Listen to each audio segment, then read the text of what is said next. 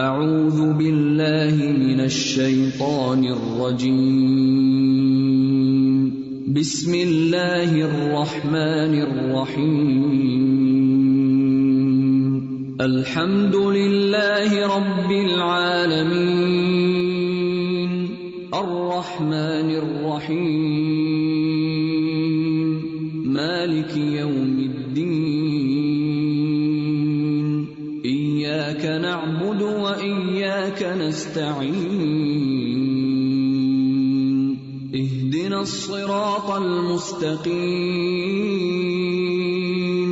صراط الذين أنعمت عليهم غير المغضوب عليهم ولا الضالين.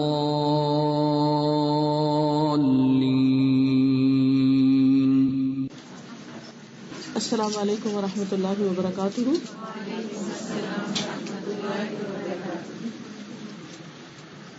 نحمده ونصلي على رسوله الكريم اما بعد فاعوذ بالله من الشيطان الرجيم بسم الله الرحمن الرحيم رب اشرح لي صدري ويسر لي امري واحلل عقدة من لساني يفقهوا قولي. رسول اللہ صلی اللہ علیہ وسلم کی ایک حدیث میں آتا ہے کل سلامہ من الناس علیہ صدقہ کہ انسان کے ہر جوڑ پر صدقہ واجب ہے. تو آئیے یہ حدیث سنتے ہیں اور پھر اس کا معنی دیکھتے ہیں. فضل الإصلاح بين الناس والعدل بينهم وإعانتهم. كل سلامة من الناس عليه صدقة كل يوم تطلع فيه الشمس تعدل بين اثنين صدقة وتعين الرجل في دابته فتحمله عليها أو ترفع له عليها متاعه صدقة والكلمة الطيبة صدقة وبكل خطوة تمشيها إلى الصلاة صدقة وتميط الأذى عن الطريق صدقة. اللہ سبحانہ وتعالیٰ نے ہمیں پیدا کیا ہے اور اسی کی طرف ہم سب کی واپسی. اس دنیا میں رہتے ہوئے اللہ تعالیٰ نے جو بھی ہمیں نعمتیں دی ہیں خواہ وہ جسم کی شکل میں خواہ کھانے پینے کی شکل میں یا کسی بھی اور صورت میں، ان سب کا مقصد یہ ہے کہ انہیں استعمال کر کے ہم زیادہ سے زیادہ بہترین طریقے پر اللہ تعالیٰ کی عبادت کریں. لیکن عام طور پر ہوتا یہ ہے کہ جب اللہ تعالیٰ ہمیں نعمتیں عطا کرتے ہیں، خوشحالی ہوتی ہے تو ہم اللہ تعالیٰ کو بھول جاتے ہیں. حالانکہ اللہ تعالیٰ نے ہمارے لیے 2 فرشتے کرامن کاتبین مقرر کر رکھے جو دائیں اور بائیں بیٹھے ہماری ہر چیز لکھ رہے ہیں. اللہ سبحانہ وتعالیٰ خود بھی ہمارے اعمال کو گن رہے ہیں اور وہ ہمارے لیے قیامت کے دن ان سب کو ہمارے سامنے لا کر رکھ دیں گے. اس وقت کوئی بھی شخص اپنے اعمال کو جھٹلا نہ سکے گا. تو ضروری ہے کہ ہم یہ زندگی سوچ سمجھ کے بسر کریں، اپنے وقت کو ضائع نہ کریں اور جو کرنا چاہیے اس کو معلوم کریں اور اس کے مطابق زندگی بسر کریں. تو اس کے لیے آج میں نے جو حدیث آپ کے لیے منتخب کی ہے وہ یہ ہے کہ ہمارے ہر جوڑ پر صدقہ واجب ہے. یعنی اللہ سبحانہ وتعالیٰ نے ہمیں جو جسم دیا ہے ہمیں ہر روز اس کی زکوٰۃ دینی ہوتی. مال کی زکوٰۃ ہم سال میں ایک بار دیتے ہیں لیکن جسم کی زکوٰۃ روز دینا ہوتی اور وہ کس شکل میں؟ چھوٹی چھوٹی نیکیوں کی شکل میں. جیسا کہ اس حدیث میں جو آپ کو سنوائی گئی ہے رسول اللہ صلی اللہ علیہ وسلم نے فرمایا کہ انسان کے ہر عضو پر ہر آرگن پر صدقہ ہے اور یہ حکم روزانہ کا ہے. Every day of the week جب تک سورج طلوع ہوتا رہے، یعنی جب تک دنیا باقی ہے اس میں جتنے بھی لوگ ہیں ان سب پر یہ قرضہ چڑھ رہا ہے جب تک وہ اس کو ادا نہ کریں. پھر اس کو ادا کیسے کریں؟ فرمایا تمہارا 2 آدمیوں کے درمیان عدل کرنا صدقہ ہے. یعنی تمہارا 2 لوگوں کے ساتھ معاملہ ہے، مثلا 2 بچے ہیں آپ کے اور کچھ دینے کا معاملہ ہے یا محبت کا معاملہ ہے یا توجہ کا معاملہ ہے تو دونوں کے لیے برابر کی ہونی چاہیے. یہ نہیں کہ آپ ایک کو اپنا فیوریٹ بنا لیں اور ساری مہربانی اس پر اور باقی دوسرے کو اگنور کر دیں. اسی طرح اگر بہن بھائی ہیں یا بہویں ہیں، مثلاً ایک گھر میں ایک سے زیادہ بچوں کی بیویاں ہیں، تو بعض اوقات کیا ہوتا ہے کہ ساس کا رجحان جو تھوڑا خیال رکھتی سارا اس کی طرف ہو جاتی، ساری مہربانیاں اس کے ساتھ ہوتی، اور دوسری خواہ کسی مجبوری یا بیماری یا کسی تکلیف یا جاب وغیرہ کی وجہ سے اگر توجہ نہیں دے پاتی تو اس کے ساتھ ایک طرح سے اجنبیت کا رویہ برتا جاتا ہے. تو کوئی بھی دو انسان جب ہمارے سامنے ہو جن کے حقوق ہم پر برابر ہوں، فرمایا تعدل بین اثنین صدقہ، دونوں کے درمیان انصاف رکھنا، برابری کا سلوک کرنا، یہ بھی صدقہ ہے. کسی کو جانور پر سوار ہونے میں مدد فراہم کرنا. آج کل گھوڑے وغیرہ کی سواری تو نہیں کی جاتی، لیکن عموماً لوگ گاڑی پہ بیٹھتے ہیں یا کار پہ بیٹھتے ہیں. کچھ لوگ تو آرام سے خود بیٹھ جاتے ہیں، لیکن کچھ لوگوں کو اس میں سوار ہونے کے لیے مدد چاہیے ہوتی، جن میں خاص طور پر چھوٹے بچے اور بوڑھے لوگ ہوتے ہیں. پھر فرمایا اس پر کسی کا سامان لادنا بھی صدقہ ہے، اچھی بات صدقہ ہے، اور جو قدم نماز کے لیے مسجد کی طرف اٹھتا ہے وہ بھی صدقہ ہے، یعنی ہر قدم پہ صدقہ ادا ہو جاتا ہے. اور راستے سے تکلیف دہ چیز کا ہٹانا بھی صدقہ ہے. اب ہم سوچتے ہیں کہ اچھا کس طرح یہ سارا کچھ پورا کریں، ہر روز کس طرح اتنا صدقہ کریں، تو ہمیں سارے کے پاس اتنا مال تو نہیں. تو یہ صدقے کی بہترین قسمیں بتا دی گئی جس میں ہر وقت مال خرچ کرنے کی ضرورت نہیں، اور بہت سے کام ایسے ہیں جن کو کر کے یہ صدقہ ادا کیا جا سکتا ہے. ایک اور حدیث اس کی مزید وضاحت کرتی ہے. رسول اللہ صلی اللہ علیہ وسلم نے فرمایا بنی آدم کے ہر انسان کو 360 جوڑوں پر پیدا کیا گیا، یعنی ہمارے جسم میں 360 جوڑ ہیں. بس جو شخص اللہ اکبر، الحمدللہ، لا الہ الا اللہ، سبحان اللہ، استغفر اللہ کہے اور مسلمان کے راستے سے پتھر یا کانٹا یا ہڈی ہٹا دے، یا نیکی کا حکم دے یا برائی سے روکے، 360 جوڑوں کی گنتی کے برابر، یعنی 360 کم از کم یہ کام کرے، تو وہ اس دن یوں چلتا ہوگا کہ اس نے اپنے نفس کو جہنم کی آگ سے دور کر لیا ہوگا. یعنی یہ سارا صدقہ ادا کر کے گویا ہم اپنے آپ کو جہنم سے آزاد کرا لیتے ہیں. قرآن مجید میں بھی آتا ہے نا، کل نفس بما کسبت رہینہ الا اصحاب الیمین، دائیں ہاتھ والوں کے سوا باقی سب لوگ اپنے کیے میں پکڑے جھگڑے ہوئے ہیں. یعنی اگر برے کام کرتا ہے تو وہ اور قرضہ چڑھتا جاتا ہے، اور اگر نیکیاں کرتا ہے انسان تو اس کی جان آزاد ہوتی چلی جاتی ہے. اب اس میں ساری نیکیاں آتی ہیں جیسے نماز، روزہ، حج، زکوٰۃ وغیرہ، یہ سب بھی اسی میں شامل. ابو اسود الدؤلی کہتے ہیں کہ ہم ابو ذر غفاری رضی اللہ عنہ کے پاس تھے. انہوں نے کہا کہ صبح ہوتی ہے تو تمہارے ایک ایک جوڑ پر صدقہ لازم ہو چکا ہوتا ہے، اور ہر روز ایسے ہوتا ہے. لیکن ہم نے آج تک کبھی سوچا ہی نہیں کہ ہم پہ صدقہ واجب. ہم تو بعض اوقات اگر کوئی نیکی کرتے ہیں تو احسان جتا کے کہ اچھا میں نے تمہارے ساتھ بھلائی کی ہے، یعنی میں تمہارے لیے اچھا کیا ہے، حالانکہ وہ اپنے لیے کر رہے ہوتے ہیں، اپنی جان چھڑا رہے ہوتے ہیں.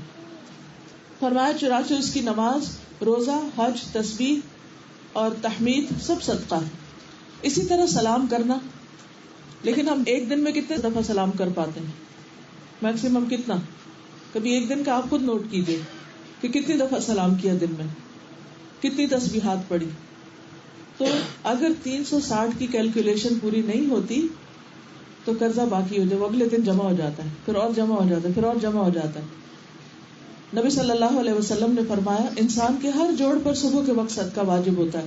تو مسلمانوں کو یہ بات بہت مشکل معلوم ہوئی کہ کس طرح ادا کریں. آپ نے فرمایا تمہارا اللہ کے بندوں کو سلام کرنا بھی صدقہ ہے، پانی کا ایک گھونٹ پلانا بھی صدقہ ہے. نبی صلی اللہ علیہ وسلم نے فرمایا آدم کے بیٹے کے کل 360 جوڑ یا ہڈیاں ہوتی ہیں. ہر روز ہر جوڑ کی طرف سے، ہر جوائنٹ کی طرف سے صدقہ ادا کرنا لازم ہوتا ہے. ہر اچھی بات صدقہ ہے. آدمی کا اپنے بھائی کی مدد کرنا صدقہ ہے. پانی کا ایک گھونٹ پلانا بھی صدقہ ہے. اب آپ بے شک جو کرنے کے کام ہیں ان کو آپ ان کی تھنگس ٹو ڈو کی لسٹ بنا لیں اور کوشش کریں کہ ہر روز یہ کام ہو جائیں. لیکن بعض اوقات ایک دن دوسرے دن کے برابر نہیں ہوتا. کچھ دن تو ہم لوگوں سے ملتے ہیں، سلام بھی خوب کریں گے، لیکن اگر سارا دن گھر بیٹھے رہیں تو کس کو سلام کریں گے؟ اگر ہم کہیں گئے تو ہو سکتا ہے کہ کسی کو ہم پانی ڈال کے دے دیں تو اپنا صدقہ ادا کر دیں، لیکن کئی دفعہ ایسا ہوتا ہے کہ نہیں بھی ہوتا. ہاں، اور اگر گھر والوں کا کرنا پڑے تو وہ تو ہم سمجھتے ہیں وہ کوئی نیکی نہیں ہے، اور اس کو تو صرف بوجھ سمجھ کے یا احسان جتا کے ہی کرتے ہیں. حالانکہ اگر آپ اپنے بچے کو اپنے گھر والوں کو بھی کھلا رہے ہیں، دے رہے ہیں، تو سمجھے وہ بھی صدقہ ادا ہو رہا ہے. پھر اسی طرح اگر کچھ بھی نہ کر سکے، کسی سے کوئی انٹریکشن نہیں، کسی کوئی تعلق نہیں، گھر میں ہے، بیمار ہے، بہت سے کام نہیں کر سکتے، لوگوں کی خدمت نہیں کر سکتے، کسی کو امر بالمعروف نہی عن المنکر نہیں کر سکتے، تو ایک بہت ہی خوبصورت بات ہمیں بتا دی گئی کہ اگر وہ کر لے تو سارا صدقہ ادا ہو جائے گا.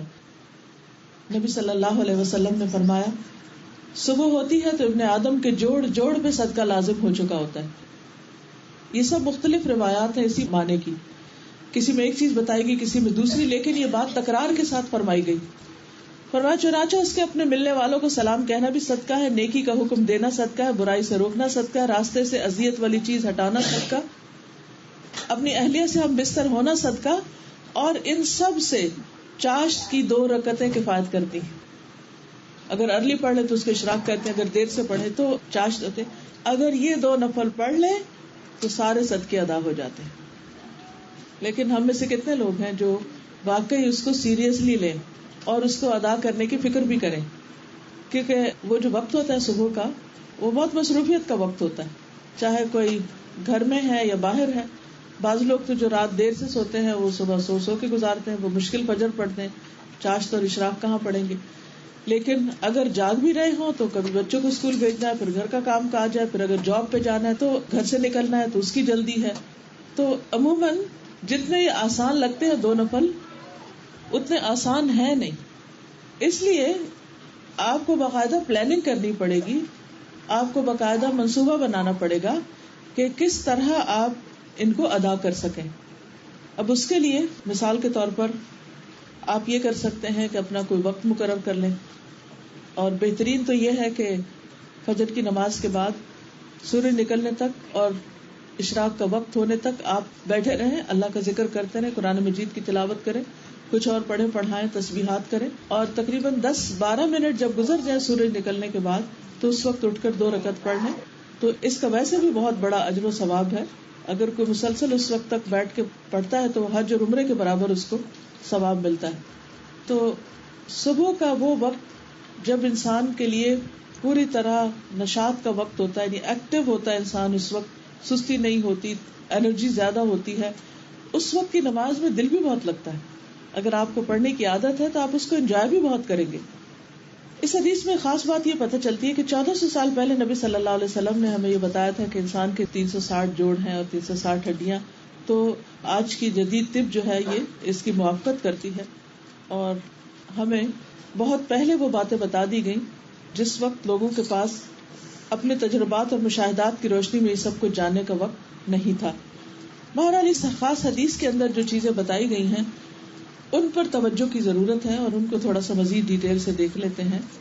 جس میں سب سے پہلے ہے 2 لوگوں کے درمیان عدل کرنا، 2 لوگوں میں انصاف کرنا، یہ بھی صدقہ ہے. بعض اوقات عام حالات میں دینے دلانے میں عدل کرنا ہوتا ہے، اور بعض اوقات اگر کوئی جھگڑا لے کر آئے آپ کے پاس تو اس وقت عدل کرنا ہوتا ہے. چھوٹے بچے جب گھر میں ہوتے ہیں تو عام طور پر یہ صورت پیش آتی ہے، 2 بچے لڑتے لڑتے آپ کے پاس پہنچ جاتے ہیں اور آپ سے انصاف چاہتے ہیں، ایک اپنی شکایت لگاتا ہے، دوسرا اپنی لگاتا ہے. تو اس وقت آپ یہ مت سوچے کہ آپ جو مرضی کہہ دیں اس وقت یا جیسے چاہے فیصلہ کر دیں، نہیں، بلکہ صحیح عدل و انصاف کے ساتھ ہی کرنا چاہیے، چاہے کوئی چھوٹا ہو یا بڑا ہو. عام طور پر ہم چھوٹے کو فیور کر دیتے، اچھا تمہارا چھوٹا بھائی ہے نا، خیر ہے کوئی بات نہیں، جانے دو. اچھا بہن کو کہہ دیں گے تمہارا بھائی ہے نا، خیر ہے، بہنیں تو بہت سیکریفائس کرتی ہیں، بیٹیاں تو بہت کچھ سہتی. یہ غلط بات ہے. چاہے بیٹی ہو، چاہے چھوٹا بھائی ہو، چھوٹی بہن ہو، کچھ بھی ہو، جس کی زیادتی ہو اس کے ساتھ اس کو اس کے بارے میں سمجھانا چاہیے، اور جس کا جو حق بنتا ہو اس کو دلوانا چاہیے.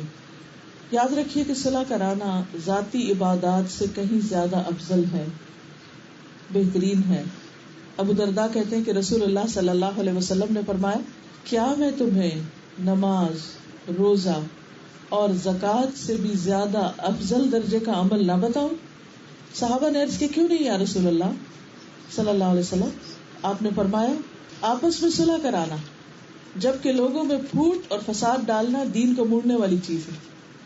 یعنی لوگوں کے درمیان کے فاصلے کم کرنا، ان کے درمیان آپس کے تعلقات اچھے کرنا، ان کے درمیان محبت پیدا کرنا، یہ نماز، روزے، حج، زکوٰۃ سے بھی زیادہ افضل چیز ہے. اچھا اب آپ دیکھیے کہ عام طور پر ہوتا کیا ہے، ناراضگیاں بنتی کہاں سے؟ کبھی ہم نے سوچا کہاں سے شروع ہوتی ہے بات؟ مثلا بدگمانی سے، حق تلفی سے، ڈفرنس آف اوپینین سے، کمیونیکیشن گیپ، یس، having doubts, نیگیٹو تھنکنگ, بدگمانی, کسی کے بارے میں ڈاؤٹس ہونا, لگائی بچھائی. اب آپ دیکھیے کہ ہوتا کیا ہے عام طور پر, مثلاً آپ خاتون خانہ ہیں, آپ نے سارا دن گھر کا کام کیا, گھر صاف کیا, کھانا بنایا, لانڈری کی, بچے آئے ان کو سنبھالا کیا, اب اتنے میں میاں آ گئے گھر پہ اور آپ تھکے ہوئے تھے, یا کسی بچے نے آپ کو اریٹیٹ کیا ہوتا اور آپ غصے میں تھے, اس نے آ کے سلام کیا اور آپ نے جواب ہی نہیں دیا اور آپ کا موڈ آف رہا. اب جو آنے والا باہر سے, اس کو تو کوئی پتہ نہیں گھر میں کیا ہوا, اسے نہیں پتا آپ کیوں فرسٹریٹڈ ہے, اسے نہیں پتا آپ جواب کیوں نہیں دے رہے. اب اس کا نتیجہ کیا ہوگا بتائیے؟ بدگمانی, غلط فہمی, دوسرے کا دل ٹوٹے گا. ہو سکتا ہے وہ بہت ہی کوئی اچھا خیال لے کے آ رہا, کوئی اچھی نیوز آپ کے ساتھ شیئر کرنی ہو, کوئی اچھا پلان بتانا ہو, کوئی اچھی چیز آپ کے لیے لایا ہو.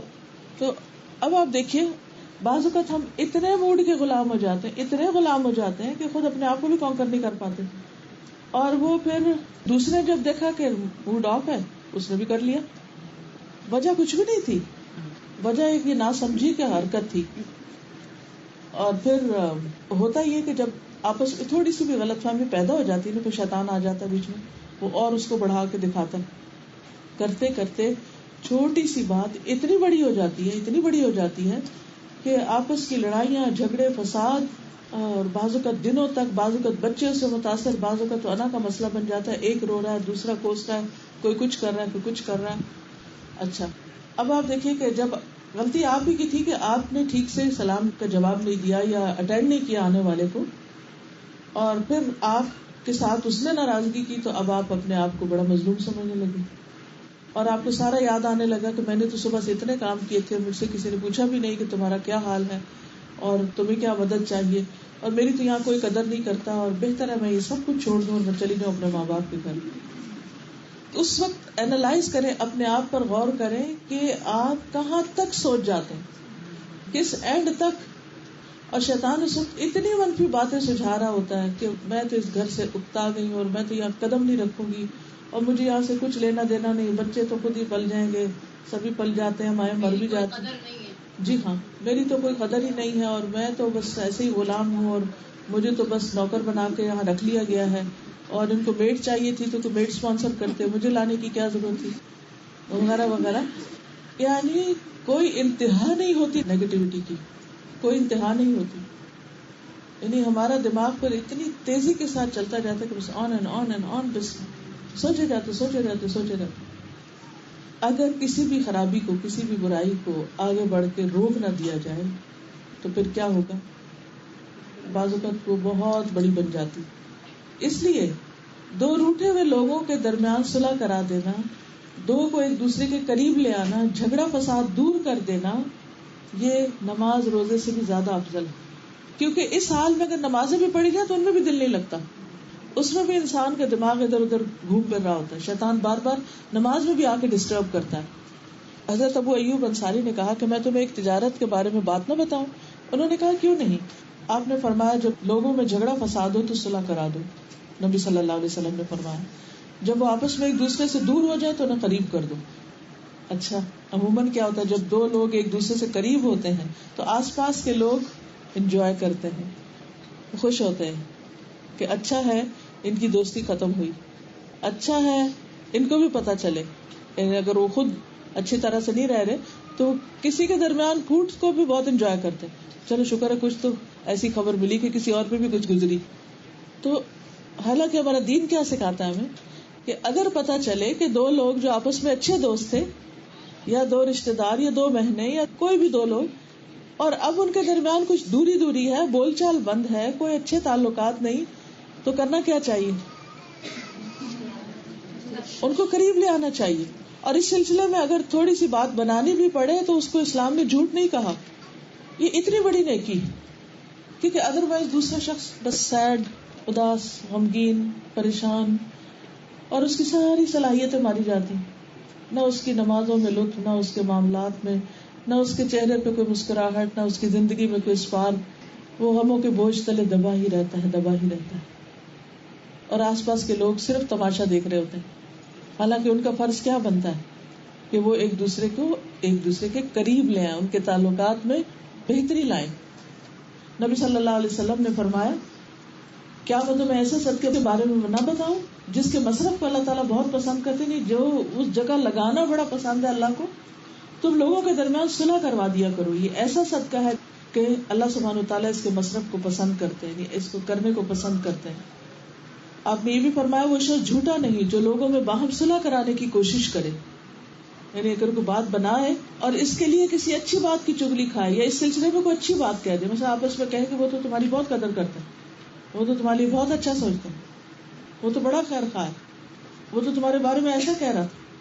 تو اس سے کیا ہوگا؟ اس کے دل سے غلط فہمی دور ہو جائے گی. اچھا، کیونکہ ہر انسان کیا سننا چاہتا ہے اپنے بارے میں؟ کوئی اچھی بات. تو اگر آپ کسی کو دوسرے کے بارے میں اچھی بات جا کے بتا دیں گے تو کیا ہوگا؟ معاملہ حل ہو جائے گا، مسئلہ ختم ہو جائے گا. لیکن ہم اسی اچھی بات میں بخل کرتے ہیں. ایک مرتبہ 2 قبیلوں کے درمیان کچھ جھگڑا ہو گیا. نبی صلی اللہ علیہ وسلم ان کی صلح کرانے کے لیے گئے اور وہاں اتنی دیر ہو گئی کہ آپ مسجد میں نماز تک کے لیے نہ پہنچ سکے. لیکن آپ نے اس وقت تک وہ جگہ نہیں چھوڑی جب تک ان نے صلح نہ کرا دی. پھر اسی طرح ابو تمیمہ اپنی قوم کے ایک شخص سے روایت کرتے کہ میں رسول اللہ صلی اللہ علیہ وسلم کو تلاش کرنے کے لیے نکلا تو آپ کو نہ پا کر ایک جگہ بیٹھ گیا. اتنے میں چند لوگ آئے، انہی میں نبی صلی اللہ علیہ وسلم بھی تھے.